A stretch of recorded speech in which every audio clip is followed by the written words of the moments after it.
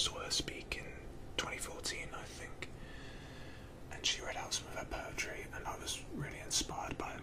I also happen to be studying her poetry at school at the moment, and I just thought I'd share some of it with you guys. She's very talented, and her poetry is very accessible to certainly a wider audience than the average poet out there.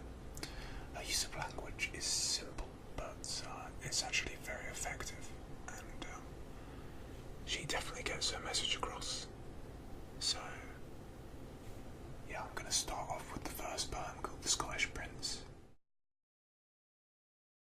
Every summer I visit the Scottish Prince at his castle high on a hill outside Crieff. We dine on haggis and tatties and neeps. I drink water with mine, and the Prince sips at a peaty, peppery dram. Then it's time for the dance. O Scottish Prince, the heathery hair sweetens the night. Pats hang upside down in the pines like lamps waiting for light. Ask me to dance to the skirl o' the pipes. All the girls are in dresses, the boys are in kilts, but no boy so fine as the Prince in his tartan pleats. I wait for a glance from the Prince, for a chance to prance or flounce by his side, to bounce hand in hand down the gay Gordon line. Och, the pleasures are mine. O Scottish Prince, the heathery hair sweetens the night. Bats hang upside down in the pines like lamps waiting for light. Ask me to dance to the skirl of the pipes. At the end of the summer, I say goodbye to the Scottish Prince and catch a train to the south, over the border, the other side of the purple hills, far from the blue and white flag, waving farewell from the castle roof. The Prince will expect me back again next year. Here's a sprig of heather, pressed in my hand as proof. O Scottish Prince, the heathery air sweetens the night. Bats hang upside down in the pines like lamps waiting for light. Ask me to dance to the skirl of the pipes. Ask me to dance to the skirl of the pipes. Do you see how similar poetry is to music and songwriting? With the Scottish Prince, the structure of the poem is quite song-like. We have like a sort of a chorus verse thing going on here with the Scottish Prince, and so on and so forth. I think writing poetry is essential if you want to get into songwriting, although not wholeheartedly essential. I mean, you can still write songs, but if you write poetry, that is really quite an added extra that will boost your game completely. The next poem has got to be a favourite of mine, and it really struck me when I first read it. It's called Forest by Ann Duffy, and it sort of evokes sexual features, themes, and sort of how that all connects with love, with nature, and sort of the earth, the heavens, and how they are in conjecture. So let's go. There were flowers at the edge of the forest, cupping the lust of the night. In their upturned petals, I followed you in, under the sighing, restless trees, and my whole life vanished. The moon tossed down its shimmering cloth. We undressed, then dressed again in the gowns of the moon. We knelt in the leaves, kissed. New words rustled nearby, and we swooned.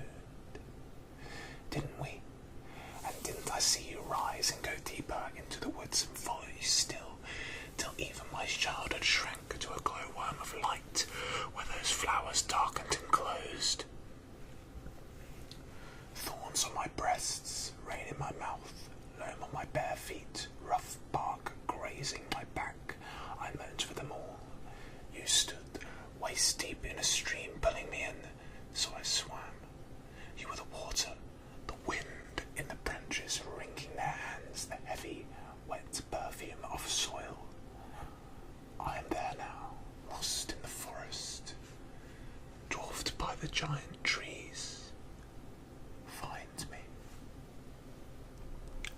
This next poem is arguably one of Ann Duffy's most well-known pieces of work, and it has to be one of my favourites as well. It's called Hour. This poem sort of details like how love is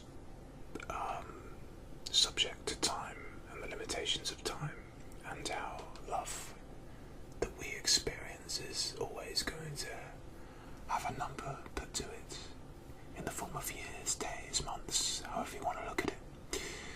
I think it's a very eloquent poem, quite beautiful, quite descriptive, but also quite simple, which is how love should be, simple, without the appendages of material things. So here we go. Love's time's beggar, but even a single hour, bright as a dropped coin, makes love rich. We find an hour together, spent it not on flowers or wine, but the whole of the summer sky in a grass ditch. For thousands of seconds we kiss, your hair like treasure on the ground, the Midas light turning your limbs into gold. Time slows, for here we are millionaires, backhanding the night, so nothing dark will end our shining hour. No jewel holds a candle to the cuckoo's spit hung from the blade of grass at your ear. No chandelier or spotlight see better lit than here, now. Time hates love, wants love poor, but love spins gold, gold, gold from straw. This next poem is quite humorous, to be honest, and it's called Valentine, and it's all about an onion. And yeah, you're just going to have to listen to it to understand what I'm on about. So let's go. Not a red rose or a satin heart, I give you an onion. It is a moon wrapped in brown paper. Its promise is light, like the careful undressing of love. Here, it'll bind you with tears like a lover. It'll make your reflection a wobbling photo of grief. I'm trying to be truthful, not a cute card or a kissogram. I give you an onion. Its fierce kiss will stay on your lips, possessive and faithful as we are, for as long as we are. Take it. Its platinum loops shrink to a wedding ring, if you like. Lethal. Its scents will cling to your fingers, cling to your knife. The next poem is called You, simply.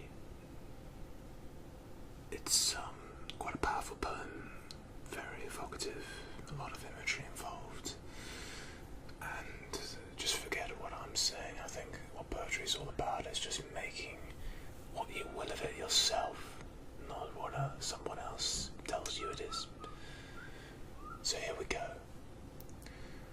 Uninvited, the thought of you stayed too late in my head, so I went to bed, dreaming you hard, hard, woke with your name, like tears, soft salt on my lips, the sound of its bright syllables, like a charm, like a spell, falling in love, its glamorous hell.